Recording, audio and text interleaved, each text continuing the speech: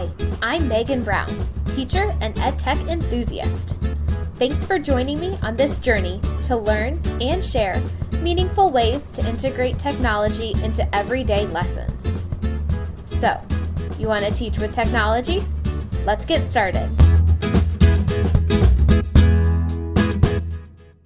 Hello, fellow educators. Welcome to today's episode, Seesaw 101. Today's episode is a little bit different because I myself have never used Seesaw, so I did not feel right pretending to be an expert on Seesaw. So instead of me sharing my expertise and experiences, I am interviewing other educators who have. They're going to talk about Seesaw's features, how to use it for differentiation, and how it's helped them both in the classroom and for online learning. So before we get started, I want to say a huge thank you to my guests. You have taught me so much, and I cannot wait to try Seesaw in my own classroom. So let's go ahead and dive into Seesaw 101. So do you mind introducing yourself? Sure. My name is Annie Corcoran. I am a kindergarten teacher from the Dayton area. I run the Instagram page, Kindergarten Butterflies. So I have been a teacher for 10 years. That's awesome. And most of it's been in kindergarten.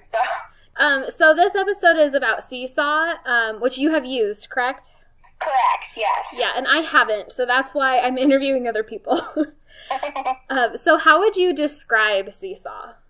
So Seesaw is a great resource for parents to see kids' work and for kids to post things from home and from in school, so they can take pictures, they can take videos, they can interact with worksheets on the Seesaw app, and it's a really great way for teachers to get data all in one place.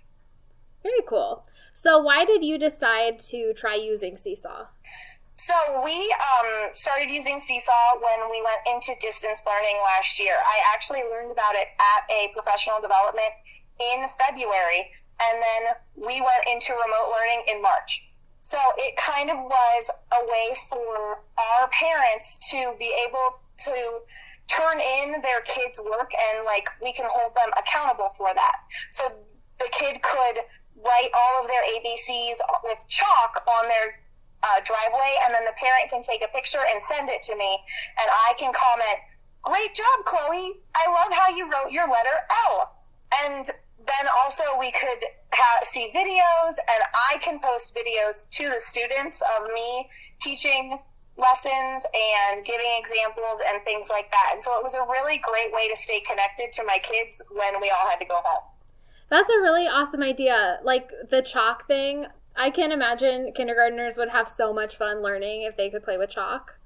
Right. I mean, it's actually now a really great resource because I can give homework on Seesaw, and I can have kids do things at home that they can't typically do at school. Like, for example, I just posted an assignment where they all had to take a picture of everybody in their family. And that's normally a really hard thing because I have to ask these 5-year-olds to draw their family. Right. And I can actually see their faces now. I'm sure you get a much better picture seeing Yes. seeing their faces. Fantastic. So have you, I was just doing a little bit of research about it. Have you used the journal feature? Yeah, that's primarily what we use. So I will post a video onto the journal, and then that is also what the students post on to send their work to me. So last year when we were all distance, I had my journal shared to everybody in the class, which is one of our options. But this year we're in a hybrid schedule, so I see the kids half the time and then they're home the other half of the time. So I have their journal so that only I and their parent can see it. And so that makes it more of a private thing. And so that is where all of the kids will post their work and where I can see what they have added to the feed. Okay, so it's just kind of like a running feed of what they're doing? Yeah. That's so awesome. On the teacher's side, it literally almost looks like a Facebook feed where you'd post, you'd go up and down, you could see everybody's work. Oh, that's really cool. So do you feel like having that has helped with student learning? I mean, especially since we've been with this distance, it has really helped a ton. Awesome. Because they can show me their work, which allows them to feel that pride in what they did. Because if it's just like, oh, do this paper, but I'm never going to see it, then they're less likely to want to do it really nice. But if they're posting it and they know that their teacher is going to see it, then they generally do a better job. Very cool. So I think you kind of touched on this, but are you able to showcase their work with other classmates or their parents? I can, yeah. So last year I had it so everybody could see everybody's work. But this year I changed it so only I can see their work. But I am able, through my teacher account, to send things to everybody in the class. So if I notice, like, 5 kids worked on a project together and they did a really great job, I can send that picture to everybody and it shows up in everybody's journal. Okay, very cool. So you can kind of, like, if someone does a really awesome job, you can really reward that student by sharing their work? Yes. Perfect. So what are your favorite features about Seesaw?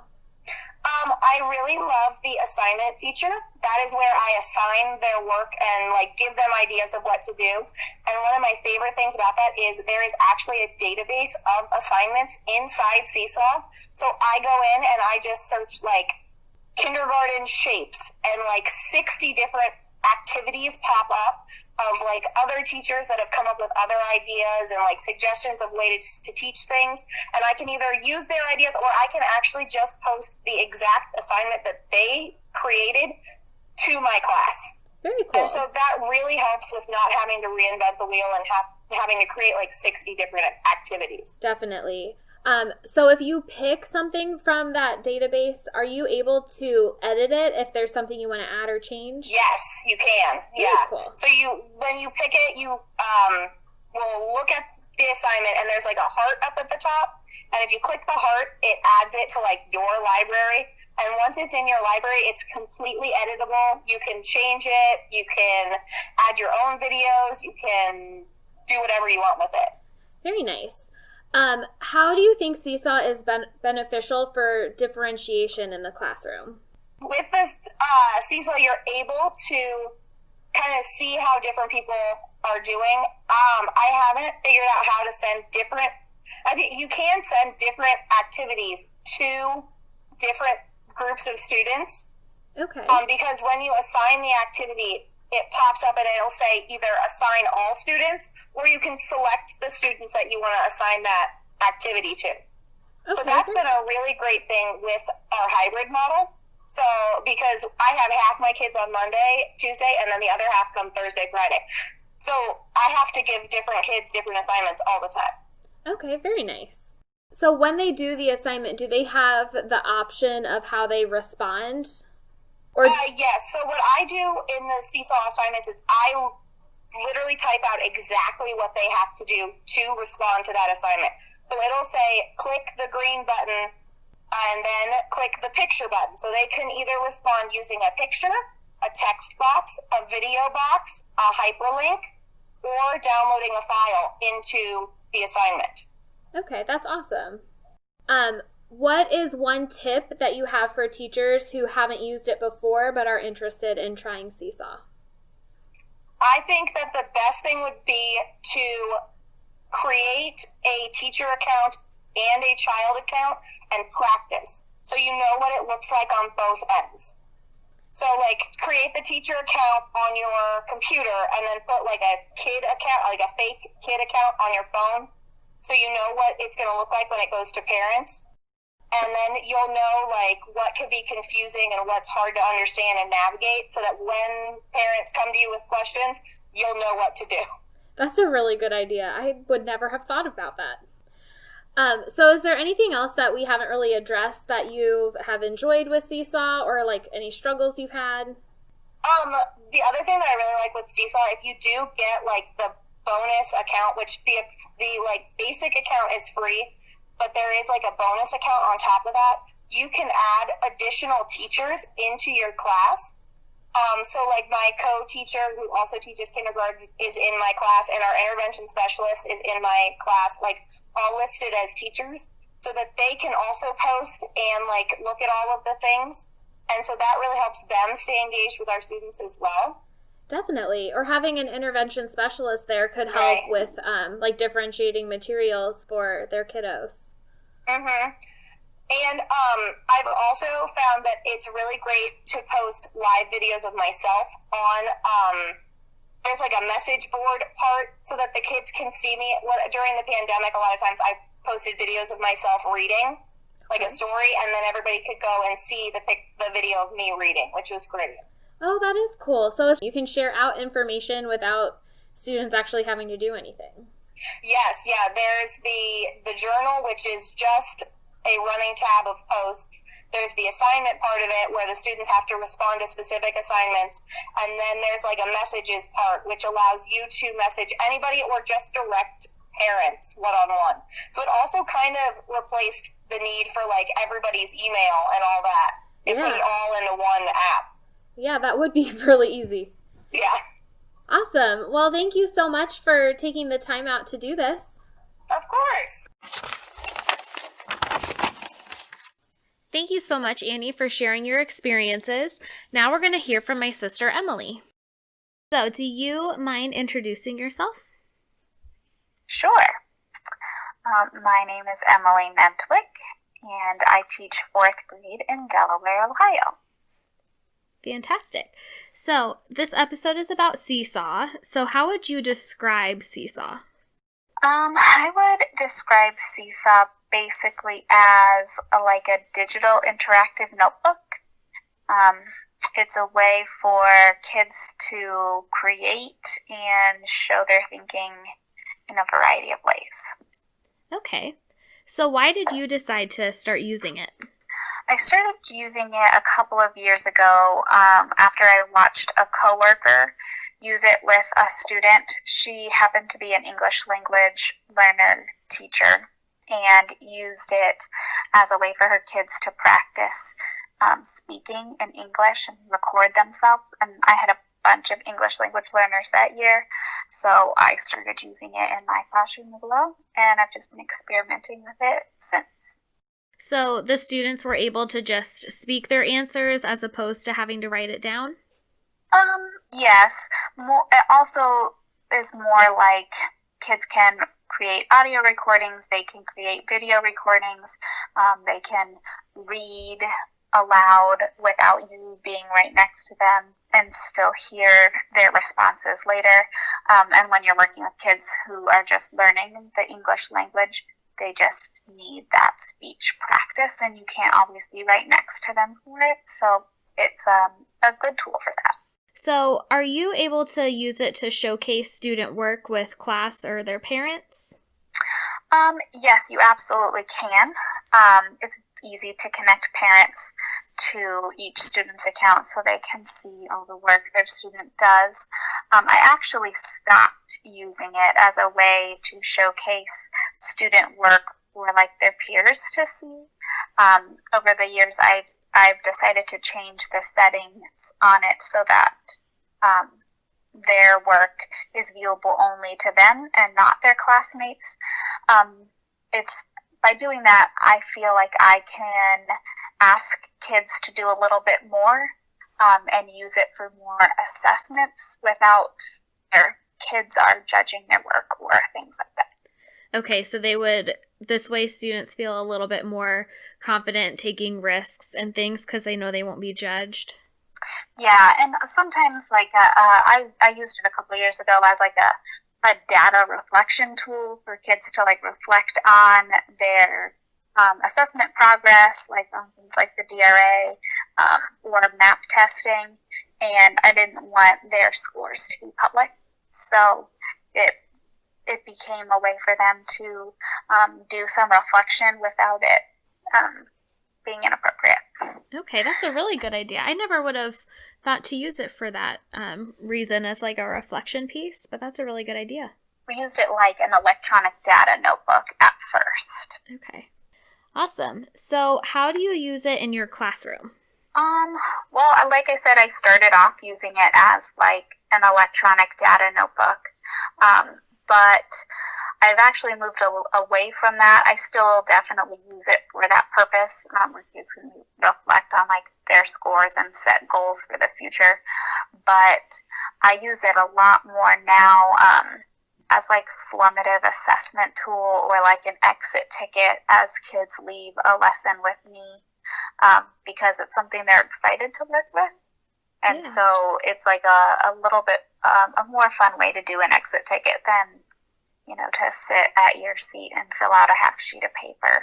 I'm also teaching remotely this year, so I find myself relying on it heavily because it's kind of a way for me to be able to give kids paper when I can't actually give them paper. Yeah, that was actually going to be my next question. How do you use it for remote learning? So with the remote learning format, I'm unable to give my kids a paper copy of anything I want them to do. So I'm able to use Seesaw as a way for me to create graphic organizers, or even take like a screenshot or a picture of like a math worksheet that they would have been doing in the classroom. But by uploading it to Seesaw, it's now like an editable piece of paper. They can add text boxes, they can write directly on it if they're skilled enough with the mouse. They could also record themselves just talking about it. That's very helpful. Sometimes when you have kids who are on an IEP and maybe need another way to show their thinking besides writing, having that audio or video recording piece is very useful. Awesome. And that leads to, I was going to ask about differentiation. How does Seesaw help you to be able to differentiate for students in your class? A lot, like I said, with the audio and video recording feature. But basically, it lets kids choose how they want to show me what they know. So sometimes it's as quick as, I want you to respond to this writing prompt, but you could do it by writing me a note. You could do it by recording a video. Other times it's where I've used it as like the format for the project we're doing, and they can choose to upload Google Slides through it or create a video. There is a time limit on the video, so it can only be about 5 minutes. They could create multiple videos. It's just a fun, interactive way for kids to showcase what they know and give them some choice. Yeah, and I think that's awesome that they have a choice, because just any student having a choice is always a good thing. Yeah. What would you say are some of your favorite features that Seesaw offers? They are very good at updates. So there are features this year that are different than last year that I'm just experimenting with. One of my favorites right now is that I can now add multiple pages to an assignment. That's a recent update. They also, in a paid version, which I do not have access to right now, there are paid versions where you can send an assignment back to a student with feedback. That is something that I wish I could do in the free version. Yeah. I love being able to leave comments on my students' work. That comment and like feature at the bottom I find very useful. And honestly, just the ability to create assignments in a digital way is my favorite thing about it. Okay. And I find myself relying very, very heavily on it now as a remote teacher. Definitely. I can honestly say I've used it 8 times as much this year as I ever have before. Well, cool. So what is one tip that you have for teachers who are just starting to use Seesaw? Be specific in the directions you give to your students when they are working with it. It's a great tool that gives them so many choices, but the open-ended nature of it, if they don't have like some clear guidelines to follow, you might not get the quality of work from it that you're hoping for on the first couple goes. So giving like specific directions of what you're expecting to be included, no matter how they choose to show it to you. Right. Will probably help. Okay, well, thank you so much for taking the time to talk with me. No problem. Thank you all so much for listening. Hopefully you have some new ideas on how to use Seesaw in your own classroom. Please share how you have used it in your classroom with the 2 Teach with Tech community on Facebook, Instagram, Twitter, or YouTube at the number 2 Teach with Tech. I hope you join in next week where I and other educators will share our technology fails. I'm sure everyone is feeling pretty stressed out with the start of the school year, and I've been trying different online resources to help with social distancing or remote learning. So I thought this would be a good time to have a little laugh. If you have a story that you would like to share, please send me a message on social media, either Twitter, Facebook, or Instagram, at the number 2 Teach with Tech. Or feel free to email me a voice memo with your stories at the number 2 teachwithtech@gmail.com. I cannot wait to hear everyone's stories. Thanks, and we will chat soon.